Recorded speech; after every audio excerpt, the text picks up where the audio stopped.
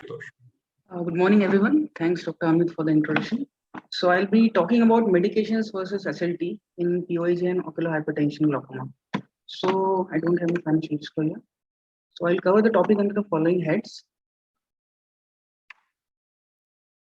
So as per the AG study, visual field loss progression is increased by 30% with each 1 millimeter mercury increase in IOP fluctuation. Similar with EMGT, IOP plays a major role in reduction of progression of the glaucoma. So these are the glaucoma medications which have been introduced in market over the time, and PG analogs have their they have made their presence in share in last decade in glaucoma practice, but they have their own side effects: redness, skin exfoliation, hypertrichiasis, effect on the conjunctiva, so which leads to poor adherence. So, in ideal glaucoma practice, a doctor expects patients to have 100% persistency or adherence, which is the orange line. But what data suggests is after 3 months of initial therapy, patients start losing their persistency and there are issues with compliance and adherence. So this is the history of the laser therapy introduction into the ophthalmic practice over the time. And SLT was launched by in last decade, 2 decades ago by uh, uh, Dr. Mark Latina, and it is a Q switch frequency double Nd:YAG laser. If we, time permits, I'll show you a video how it works. So it's single pulse, 3 nanosecond pulse duration for fixed 400 micron spot size laser. So how it acts, this is the system basic physiology, how it functions. It has 3 parts: intracellular target, which is the melanin granule, and no competing chromophores like of hemoglobin or any other leukocytes and all. So short pulse duration is the major key factor, and thermal relaxation time has to be approximately 1 microsecond. So if the energy is more than the desired duration, it will dissipate into the cellular tissues. So what various studies have shown is that IOP reduction is roughly around 20 to 25% in patients with SLT. We can consider SLT as a primary therapy in open-angle glaucomas, OSTs, with patients also on maximum therapy prior to mix and all, and pseudoexfoliation glaucomas, pigmentary glaucomas, glaucoma in pseudophakia, steroid-induced glaucomas.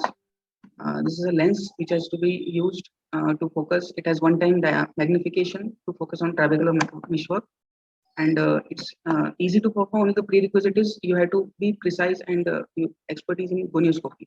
It's an in-office procedure. Hardly takes 10 to 15 minutes of consultant's time, and there is no scarring of the trabecular meshwork or outflow. I'll start with few of the studies which have favored SLT. This is a light trial which was done over duration of 5 years and over 6 centers. The 717 patients were allotted to the study, and they had seen a good IOP reduction of 70. If 3/4 of patients showed good drop-free IOP reduction of target IOP for 1, 2, and 3 years, and 60% patients needed one additional glaucoma medication, and 2 months IOP reduction was seen in almost overall all the patients. They also had in the one more study was done by the light group, and they concluded saying that if patient had failed in initial 18 months, a repeat SLT had better effect than the primary SLT. So the reduction was 1 millimeter more than the primary SLT setting. So they also observed visual field progression, which was uh, reduced in SLT patients and better controlled. One study by Robin et al. Prospective studies, they also showed comparing them to PG analogs. The eyes treated with prostaglandin showed uh, better IOP reduction.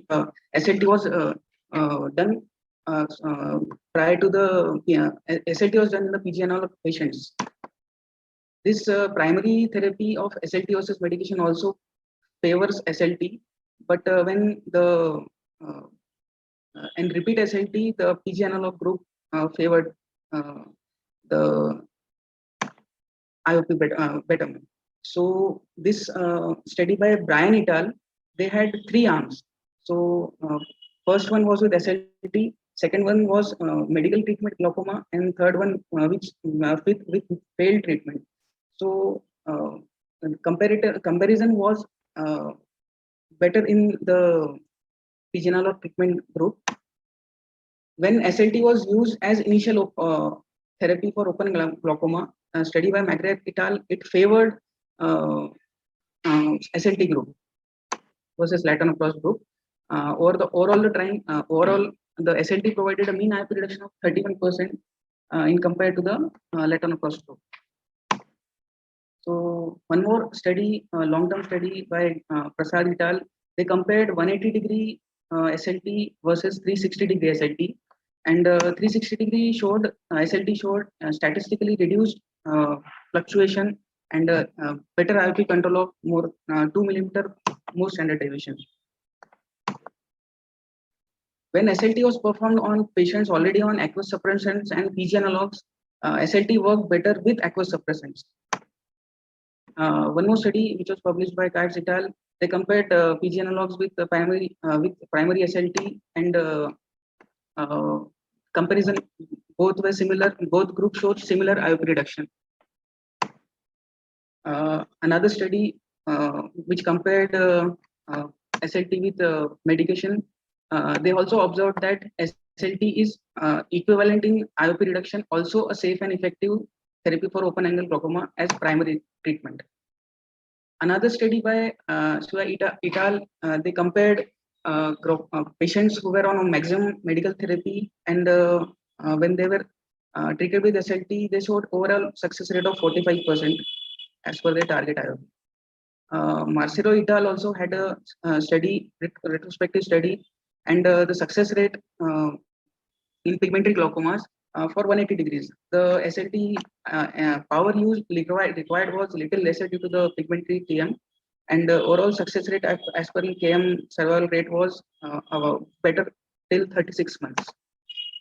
In pigmentary glaucomas, usually we have to keep power less, and spots should be reduced lesser in number in compared to normal POAGs and OSTs.